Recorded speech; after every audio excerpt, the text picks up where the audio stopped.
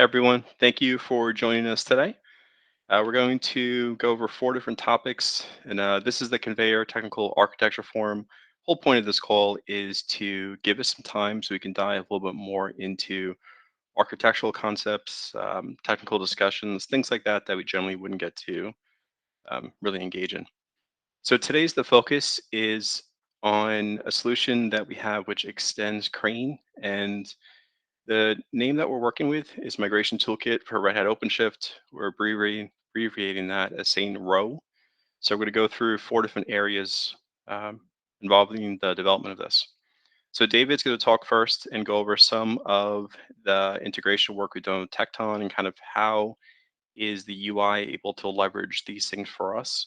Jdip will talk a little bit about some of the operator dependency work that comes in with OLM. Mike will go into how we built the UI, and we're doing a really cool thing with the UI. It's a dynamic plugin to the OpenShift console. Mike will start to show a little bit of info on that.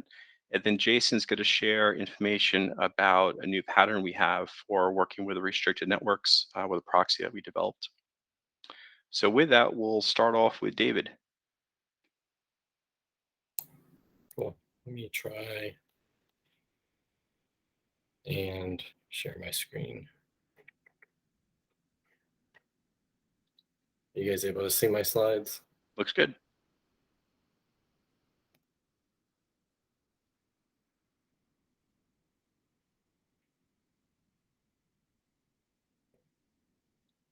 There we go. So what I want to do here, are you able to see the main slide? Yep, seeing it here. All right. All right. So what I want to talk about here is the migration toolkit for Red Hat OpenShift and the integration work that we did with Tekton and the UI and how it extends Crane. So what exactly is Tekton? So in their website, they talk about Tekton as a powerful tool for CI and CD systems, allowing developers to build, test, and deploy across cloud providers. What does it provide us? It specifically provides us a collection of primitives that we can use and leverage to provide to run Crane tasks, Crane workflows in a pipeline manner. So to kind of emphasize that, I'm going to first jump into the actual primitives that they provide, and then talk through that and how it works. So one of the CRDs that Tekton provides is the task or the cluster task. And you can think of cluster tasks as synonymous with tasks. The only difference between a cluster task and a task is that cluster tasks exist at the cluster scope. And that means that they can be executed by some of the other primitives that we're talking about in namespaces by referencing things at the cluster level. So all a task really does is orders a sequence of steps in order. And these steps reference a container image or a runtime, and usually in there will be a script to run. So what we primarily use and what we're talking about is we primarily use shell scripts, but it could be Python, it could be anything really. Another important thing to note about tasks is when they actually execute in the cluster, they run as pods. So a pipeline is really a collection of tasks. And what's important to know about pipelines is you can order the tasks and how they execute, whether they can execute asynchronously, and then you can gate those.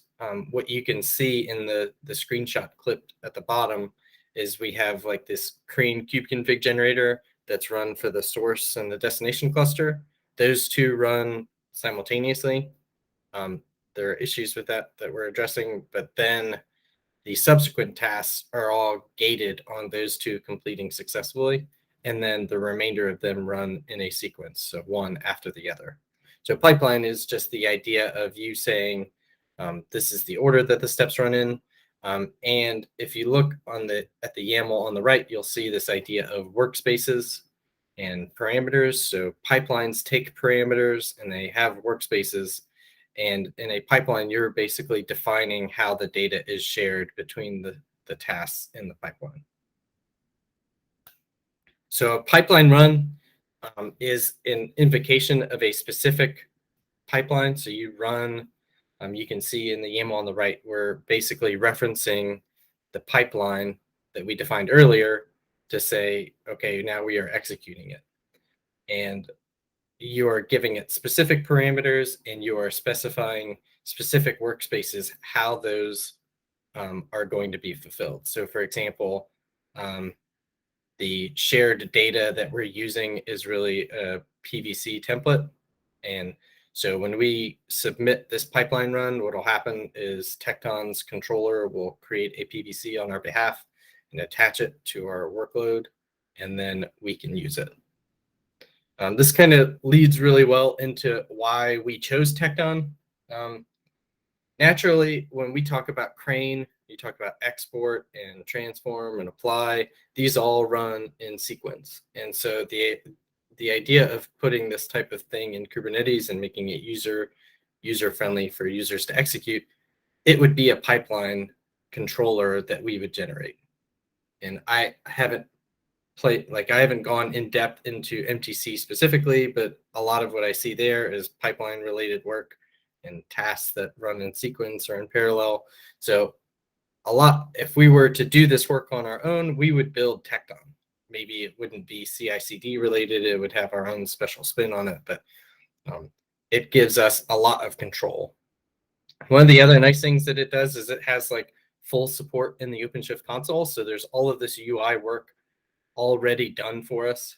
And so just by creating pipelines and creating pipeline runs, we automatically get this UI interface for interacting with those pipelines and managing those and interacting with those and what to do with them. So some alternatives that we considered that I forgot to actually fill out the details. We had considered implementing a custom controller. That idea hasn't totally died. We have some auth issues that we're discussing that might lead us to create a custom controller. And one of the other ideas, well, even with a custom controller, is we would probably be running a bare Kubernetes pods or bare Kubernetes jobs.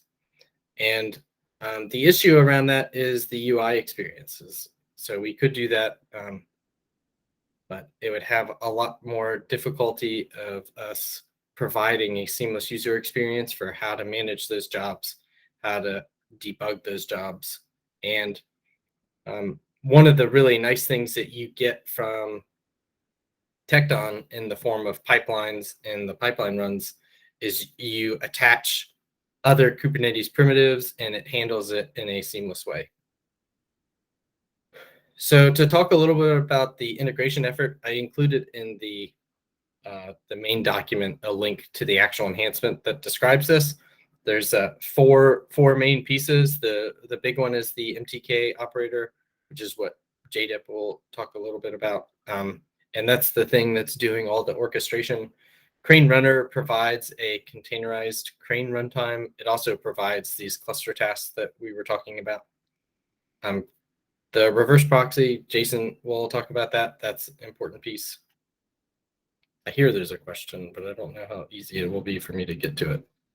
What's up? Just a comment, not a question. You're good to go.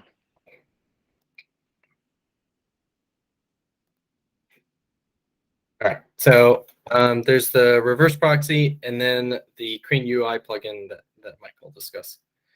So how does it actually work? So users will go into the UI and they'll go to create an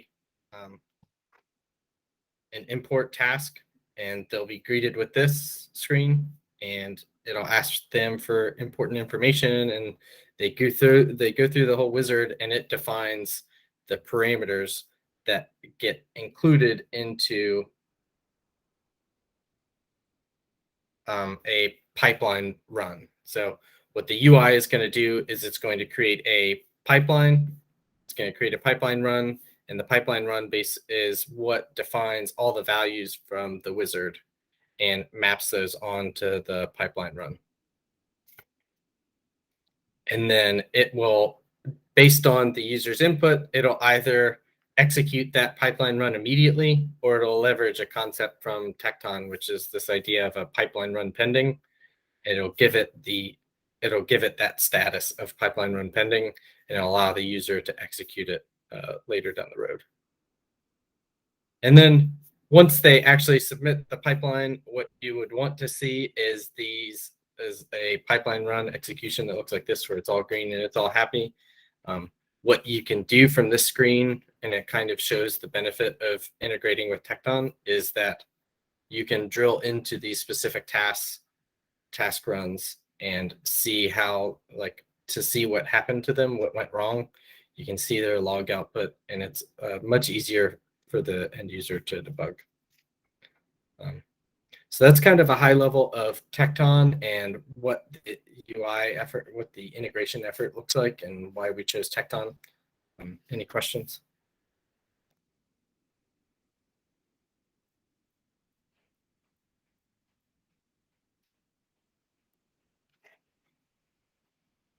Cool. Thanks, David. All right. Next up is Jdip, and he's going to talk to us a little bit about OLM and operator dependencies.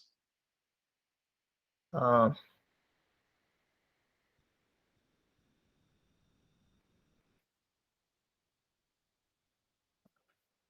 you guys see the screen? Yep, you're sharing. Yeah, perfect. So first I'm going to go into what is OLM dependency resolution and why it was useful to us, and then we'll move forward to what kind of things I had to do and what troubleshooting I did and what issues I faced. So OLM basically provides us a mechanism that we can define some dependencies in our bundle, and then OLM will take care of installing those dependencies in terms of operators, and then we kind of use that operators without having to worry that whether the operator was installed or not, and we don't have to go through the manual work of installing one such operator, or maybe there can be multiple dependencies as well, so we don't have to worry about at all. And this is useful because it saves time and effort to write the code and have the operator look out to install the dependencies and make sure that all the things that are needed are present from that installation. Now, OLM dependency resolution is pretty useful, but it's not perfect, and we'll see in a little bit why. But first, let's look at how I can, or one can, install the operator with dependencies with operator. So basically, there is a file that needs to be included within a metadata, which is dependency YML, and it's fairly simple. You can you just define the package name and version that is desired as a dependency of the operator, and OLM will look at this file and will install that operator for you. So let's just test it out how that would work. So I have this MTK operator which underneath has defined that OpenShift pipeline operator is a dependency. So OLM, along with installing OpenShift crane or MTK operator for now, will also install the pipeline operator as well. So we can see that the pipeline operator is getting installed. And OLM, to make sure that the installation is successful, OLM will look for the installation status of that particular dependency operator. And now, since it is succeeded, we'll get a green pass. But the thing is that sometimes it can happen that an operator, even though the installation status is successful, there is some things that are needed in order to successfully execute the processes of that operator. Let's say so the first and foremost, let's say if an operator is restricted by a namespace or is designed to be working within a namespace, and we try to install it outside of that namespace, there might be some additional configuration that are needed that that is not included in installation status, but OLM will give us a green pass that your operator has successfully been installed. So there is this limitation on OLM, which defines that when you install an operator, all the dependencies will be installed within that namespace, and we don't have any control over that. So there might be some additional configuration that has to be done in order to make sure that all the instances and every resource that we need are there present in the cluster, and that is something that is really tricky and has to be figured out. I don't have a specific example of that situation. I'm working through one right now. I'll have more details on that.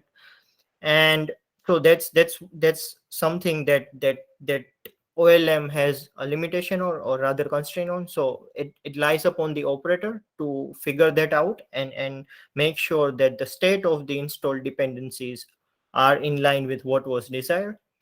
And another thing that I noticed was that OLM doesn't really uh, have much of a cleanup process. So even if you uninstall the parent operator, all the dependent operator will be still there. So there has to be some manual intervention there, so that the manual cleanup can be or so the proper cleanup can be handled. So, and alternative to this approach is basically you kind of have to make sure that uh, you kind of have to install the or have the operator responsible for installing all the dependencies, and that takes a lot of time and effort. So maybe a hybrid way can be there where OLM installs all the dependencies, and then one particular operator has to look at the state of the installed dependencies to figure out if the installation was successful or not, and not just rely on OLM status. And that's all I had to talk about. Any question? Yeah, Jdip.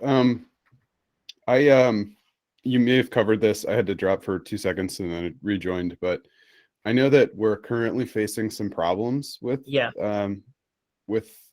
how OLM does this, and I forget if it is a issue with the pipelines operator or one with OLM, but I think it's it's indicative of some of the caveats that you talked through. Can you describe like the issue that we're seeing? And I think somebody even mentioned it may be something that we would need to have be manually resolved.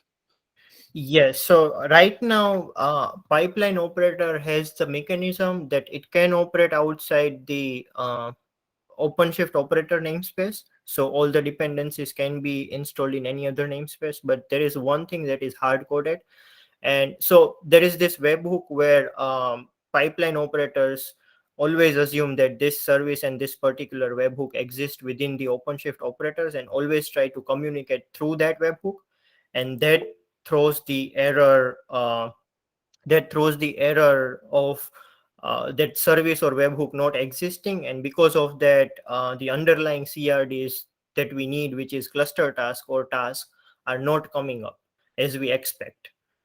And that is where the problem lies. And it is so with the operator we might be able to uh, tweak some resources that are included within this OpenShift pipeline pod, and we can write some code potentially to actually alter their YMLs at the install time, and have that service or have that pod look at the service with the appropriate namespace.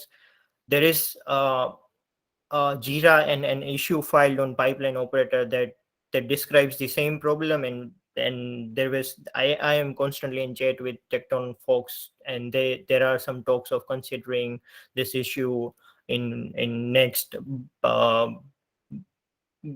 backlog grooming and planning.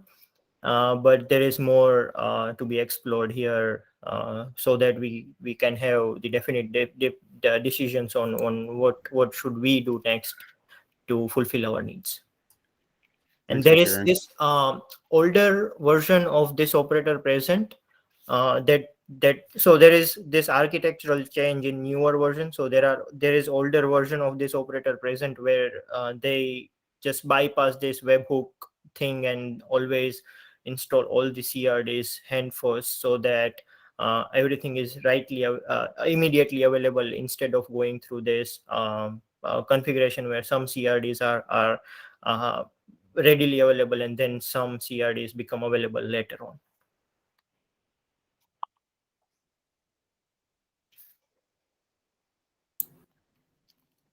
Does that make sense, or does it answer your question as well? Yeah, I think so. I mean, I don't want to hijack this meeting to like talk through it. But yeah, it's I mean, the point here I think is like if we're trying to show like OLM dependencies as an option, as we have tried to use this as a feature over the years, like it doesn't always work immediately out of the box. Yeah, it doesn't. And yeah, we had seen other issues with projects. Another issue I'll just point out is if for any reason one of the dependencies that you have doesn't come up in a healthy state in a manner that OLM recognizes that, your operator is not going to get installed either. So I think like Jason had seen that, or Pranav, one of somebody who was looking into the automatically deploying like the storage as a MTC dependency. For a while, we wanted to be able to do that and to automatically set up a bucket. And in theory, it should be possible, but there were so many like kind of speed bumps along the way that it never ended up in MTC. The other missing piece is optional dependencies and an API for controlling that. But I think that that's been a well-known issue with OLM for some time. And I'm sure that they are aware of it and have been discussing it. There are other aspects to OLM that I think are somewhat can be surprising.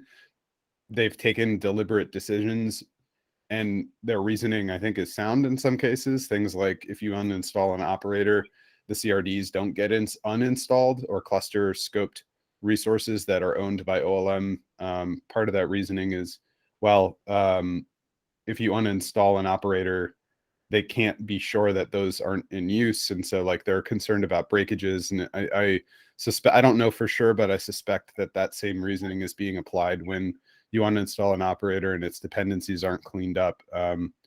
OLM probably just looks for the presence of the API. And if it's there, then it considers the dependency satisfied. So for fear of breaking other operators or really anything that's dependent upon that API surface, they are taking a more conservative approach by leaving it in the cluster. I'm speculating, but based on what I know has been their answer to other like similar questions, and something to consider.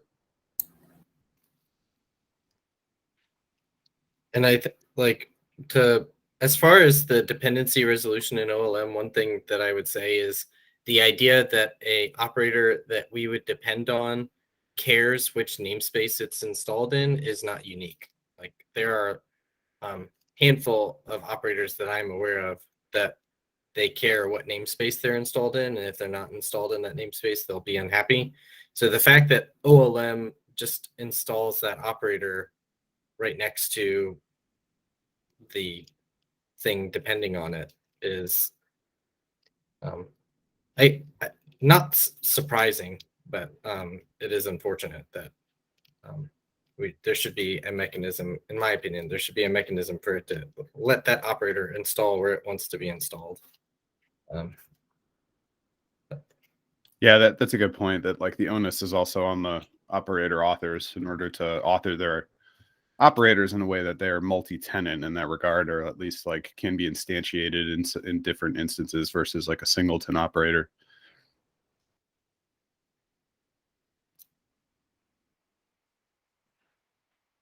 Any other questions for Jdip?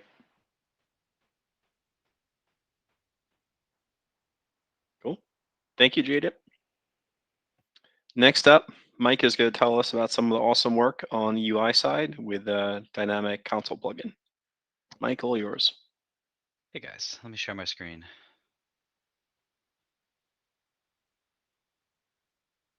All right, so as we mentioned, we're delivering the Migration Toolkit for Red Hat OpenShift UI as a dynamic plugin for the OpenShift console UI.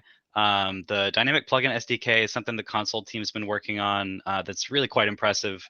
It uses Webpack Module Federation in order to allow you to extend the OpenShift UI in a way that you can dynamically install and uninstall these extensions via operators without having to rebuild or redeploy your OpenShift UI. Previously, they had a static plugin SDK that was just for people to build extensions to the console UI within the console UI repo that had to go out with a console release. And this is a way to deliver your plugin whenever you'd like as an operator. So real quick, just concepts. Webpack Module Federation. Webpack is a build tool that we use to bundle our JavaScript, HTML, CSS into a downloadable bundle that the browser loads. And normally an app would just have one big Webpack bundle, but Module Federation allows you to build distinct bundles that can be hosted in separate places that load at runtime from each other. So what we do when we build our plugin is we build this bundle that contains some JavaScript that our plugin that can render our plugin's views, and we host it somewhere in a pod on an Nginx server. And there's a manifest that tells the console UI, hey, I'm a plugin, I exist, here's where my code is. When you get to the view that my manifest says has the plugin, go and load this code from this Nginx server and then run it. So it's a pretty slick way to do these things. And this SDK sort of wraps that module federation and makes it a lot easier to use and integrate with OpenShift and provide some nice fancy things to integrate it more easily. So I can show just real quick a basic plugin, and then I'll dive into our plugin. There's this console plugin template that Sam Paget created. That's just sort of a bare bones hello world for these plugins. And it's pretty slick. It's pretty quick to run it. I'll just start it up. So I'm starting this plugin Webpack server on port 9001, and then I'm starting the OpenShift console with a flag that says, hey, run this plugin that's hosted on localhost 9001. And they boot up pretty quick. And I can see if I look at the code for this template, there's this file called console-extensions.json that defines two extensions. Now there's some documentation that they're working on that they haven't quite published yet for what types of extensions you can put in here. I think I've got a copy of the in development one here. Yeah, there's all sorts of different ways that you can extend the UI. And in this one, it says, I want to create a route so that when the user goes to /example in their URL, it will render this example page, which is this React component here. And then it also, I want to add a console navigation href called plugin example that will route you to /example. So it's very simple, just like I want to add a page and put it on the nav somewhere. So if I go to the running UI, you can see that there it is. It just, because it was in that manifest, the console knew where to inject it here, and there's the page. And if I, live edit this, if I change this, it will hot reload. Well, something's misconfigured. It should hot reload there. And, it makes for a really nice developer experience. I actually think I know exactly what's going wrong there. I will open a PR for that later. But to get more specific, our Crane UI plugin, well, actually, one more detail I had written down I wanted to show. So this SDK, the way that it hooks in, you've got this console extensions JSON file, and then you also, in your Webpack configuration, you are importing, oh, geez, I didn't install the dependencies. All right, you're importing this console remote plugin from their OpenShift console dynamic plugin SDK Webpack package, and then you initialize it down here. And this just tells Webpack, hey, we're going to build this as a federated module with all these preset settings. All these errors should go away when I actually go into Crane plugin that I've been actually working on. So the Crane UI plugin is a little more complicated. It is a full wizard that I can show you the console extensions. Basically, we have the same deal where we mount a route /import application /ns, and then it takes a namespace, which is something that hooks into the project picker in the UI and just gives us that namespace. It adds an action group, which for now is called Smart Import, which is a very temporary name. And it tells it, I want to put this before the pipelines, card and the add page. It just kind of roughly approximates them because they can all be dynamically thrown together. And then it creates this add action, which is a card on that page that will then route us to that page when the user clicks on it. So if I start this up, let me kill the other one. Some aliases here. It'll take a sec to start.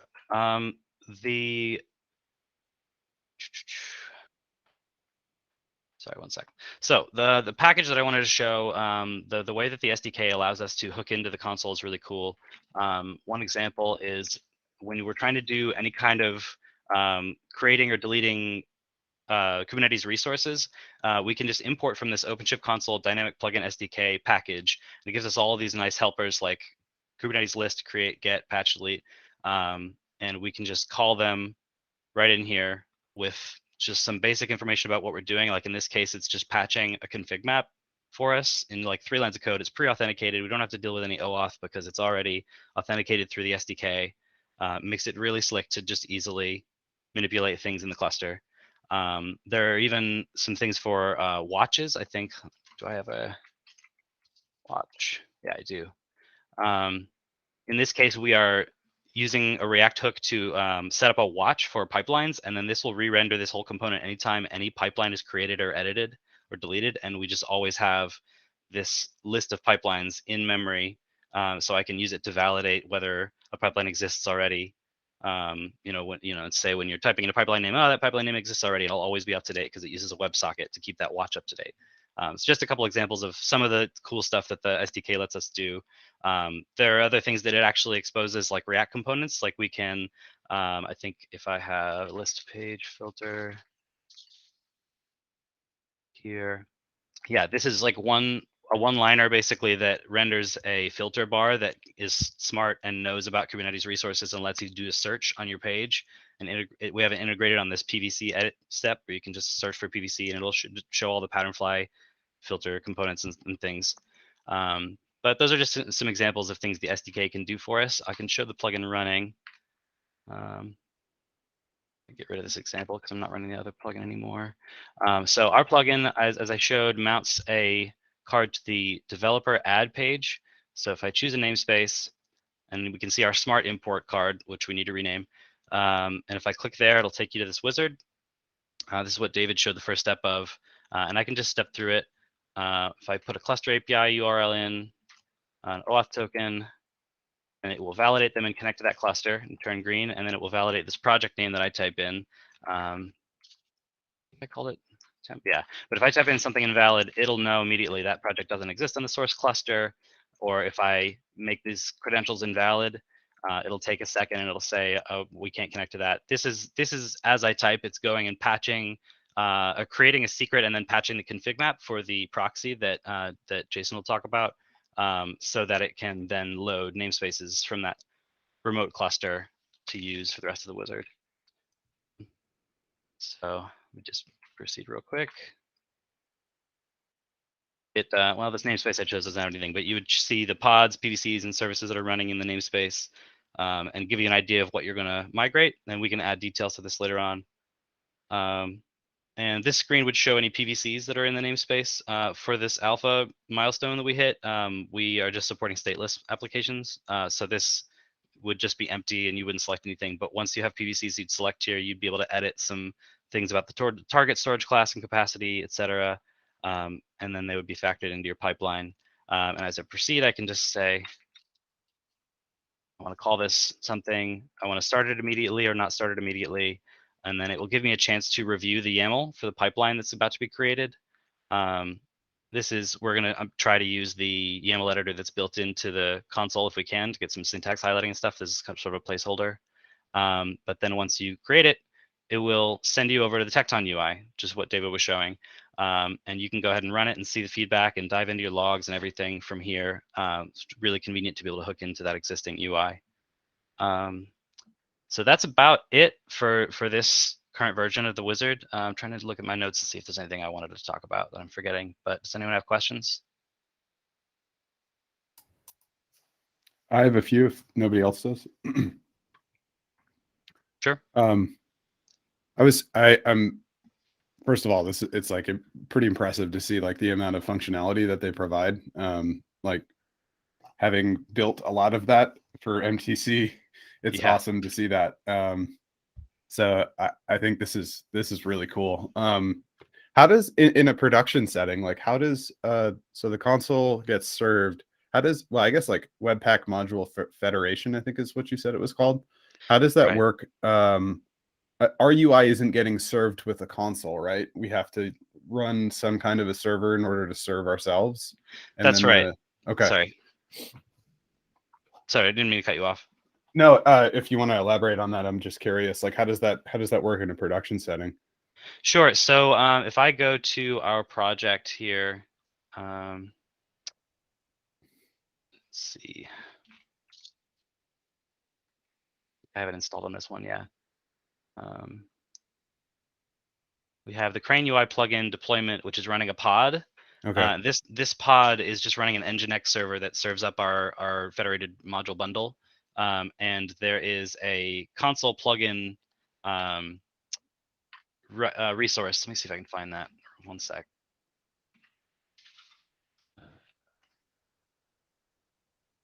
Console plugin. Right. So there's this console plugin resource that gets created that tells the console can see that these exist, and it says, hey, I have a plugin, it's called this, and it's running on this port in this namespace. And Okay.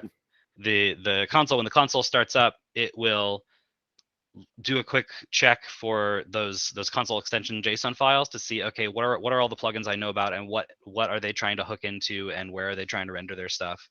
That was my next question, was how does that metadata get surfaced? But it sounds like through the same mechanism.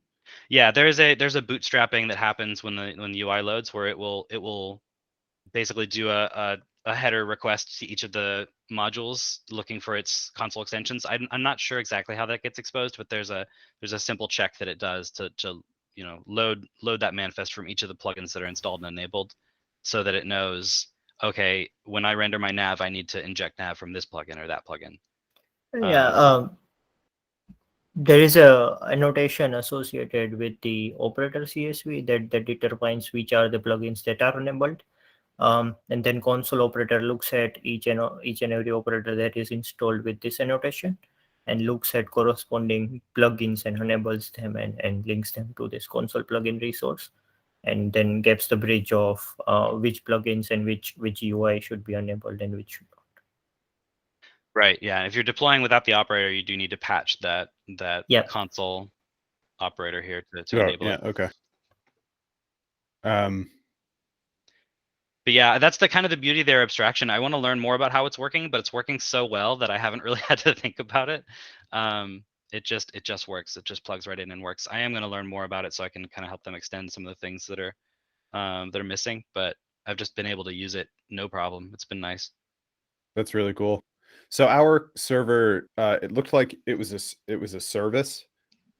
So it looks like the console actually communicates with us as a service. So it must have some piece that's inside of the cluster that's talking to our service, rather than us having a route so that it's like externally exposed. Right. Yeah. I think that is this port 9443 on our service. Yeah. That And sounds then right.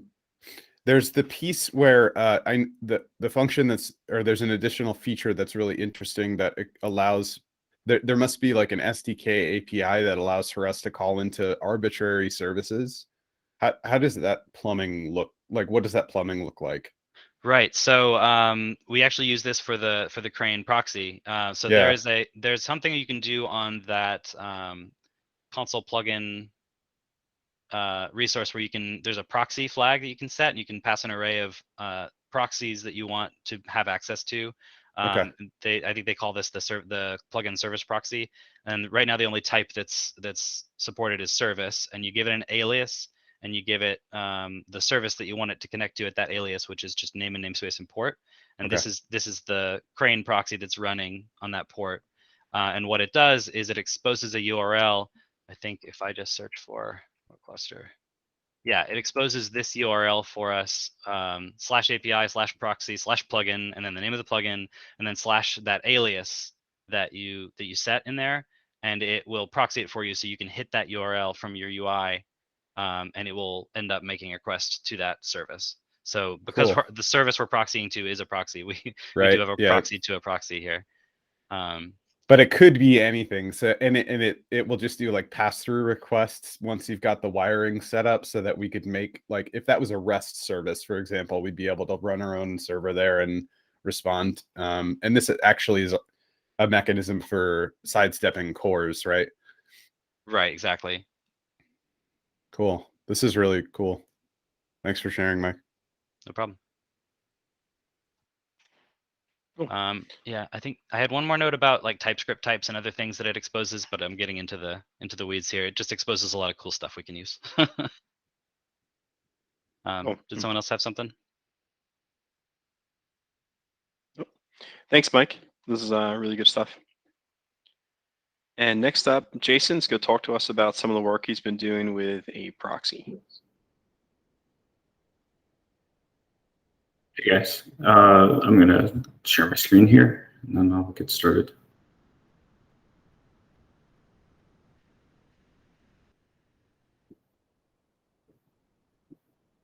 Okay, hopefully you guys can see my screen. Yep. Cool. So I'm going to talk about the proxy that we created. Mike already talked about this some. It's actually pretty simple. As you can see, this is the code for it. It's about 109 lines, so not a lot to it. We're using Gin to do the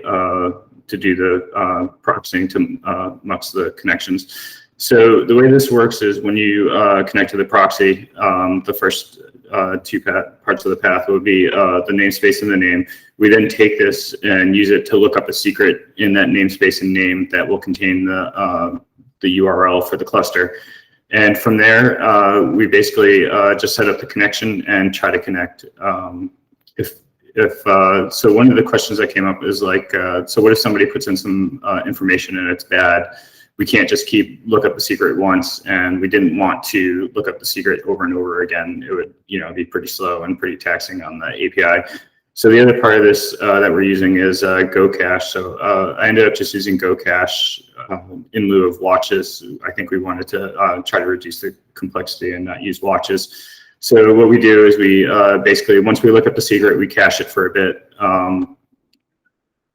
And then we use that instead of looking it up over and over and over again every time, every few milliseconds a connection is made. So what happens then is when if we come back with a bad response like 403 or 404 or something, somebody made a typo or put in some bad credentials or something, we'll drop it from the cache. That way it'll be looked up again on the next attempt. And in this way, hopefully, like when we're trying to verify connections, we won't have a problem there. That would be the typical place where we'd want to drop the information and try to look up the secret again and see if there's something new there.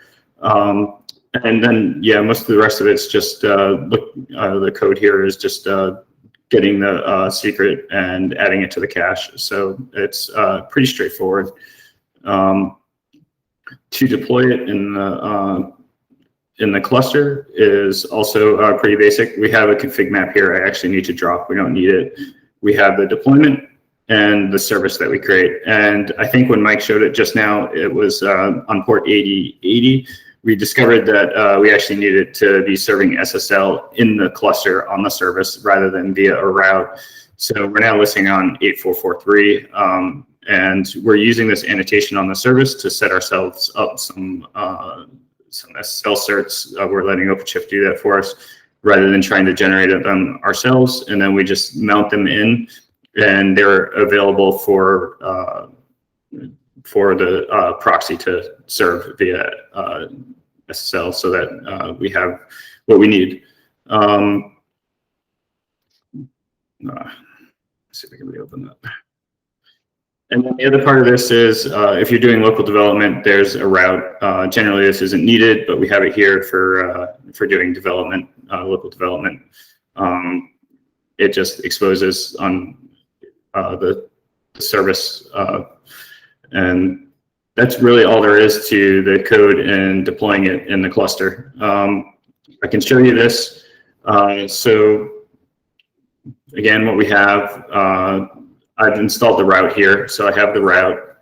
I have a secret set up for my rocks cluster, and basically what you can see is part of that secret is a URL. So if I decode that, it's just the URL for my rocks cluster.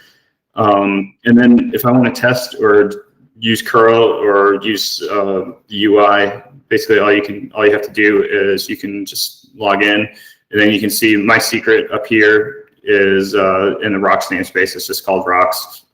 So I have the same thing here, rocks. And then I can do an OC login. I get logged in. And then if I do like OC get pods, you'll see on the terminal above, you can see the connections being made to that proxy container.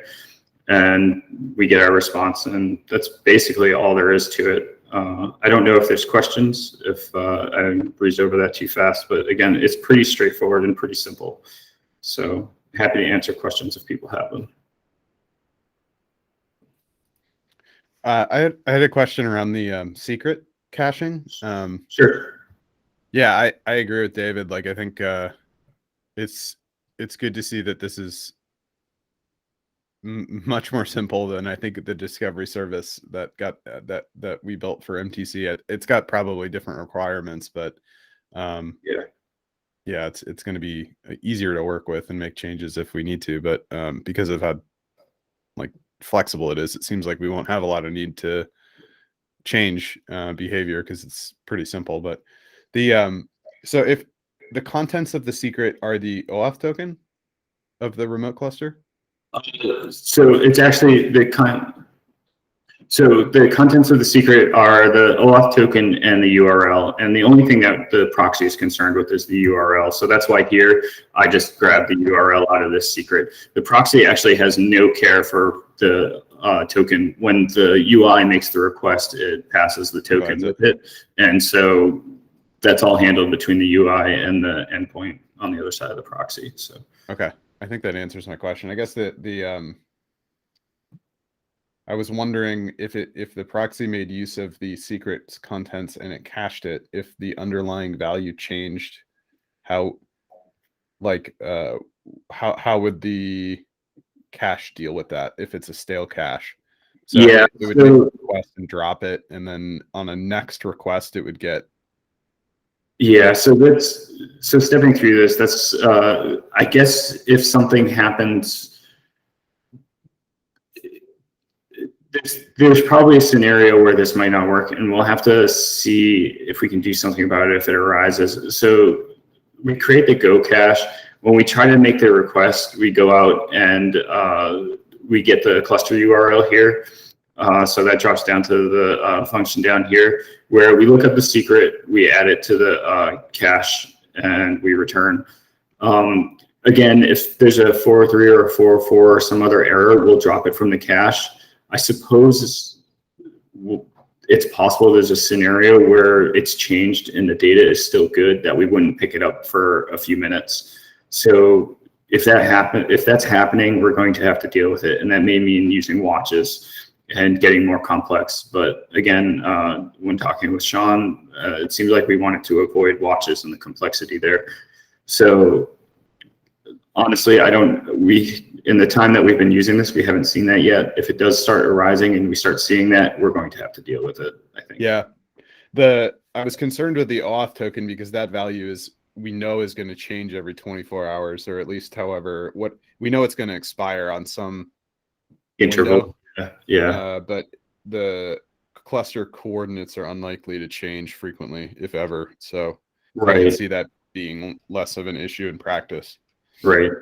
Yeah, I'm not. Like I said, I can devise a scenario where I go in and I make a modification and change the URL and the token, and it's still good. And you could probably cause it to fail. Having said that, I'm not sure why that would necessarily happen. Why somebody would do that. So I'm not sure we'll actually see it in practice. But again, it's possible that we'll have to come back and revisit this. Yeah, the UI actually currently plays it safe by whenever the user changes that URL or that token, it will delete the secret and create a new one with a different name and then patch the config map to swap them out, just so that it forces it to bust that cache. Right. But that was just kind of a just in case thing. It's one of the the scenario I was thinking of was if I fat finger the address and then edit it. Right. Well, yeah, and somehow the proxy had pulled in the bad value into the cache, but by destroying it and then patching the config map actually would fix it. Yeah, and the other part of that is because you would get a bad response because you fat fingered it, it would be dropped from the cache and, you know, looked for again on the next attempt. So like when you try to do your validate the next time around, polling, yeah, it should pull the secret and look. So I've tried to cover as much as I can, again, without using the watches. If we find that this comes up as a problem, we may have to end up using watches. And, you know, anytime there's a change, go ahead and reload that secret. Yeah, I should remove that code from the UI and see what happens. Just have it patch the secret and try again, see if it works. I just kind of did that when we were first building it out. But seems like you'd probably get one bad request that you otherwise wouldn't have had if you didn't like, you know what I mean? Like it would just take one bad request to have it drop and then force pull the correct version. right. This is great. Thank you. Welcome.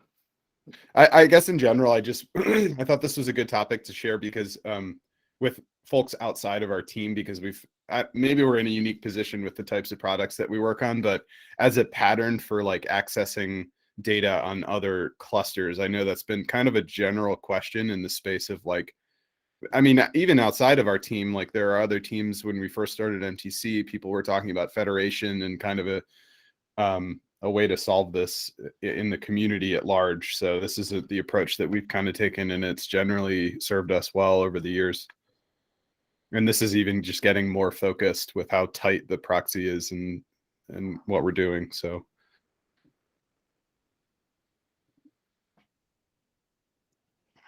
Yeah, I think. Sorry, Jason, please. I was just going to add. I think if this works out for us with the UI, this will be a great pattern going forward to avoid the CORS issues. So yeah, this in conjunction with the console extension, I think it works great. Even if we have to add some complexity doing watches and stuff, I don't think it's going to be the end of the world. It'll still probably be pretty easy to maintain and utilize. So I think it's a definite step in the right direction either way.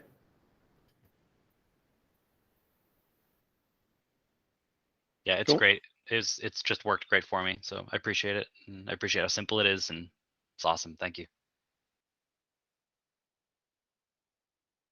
Okay, before we wrap up, anybody have anything else they want to bring up?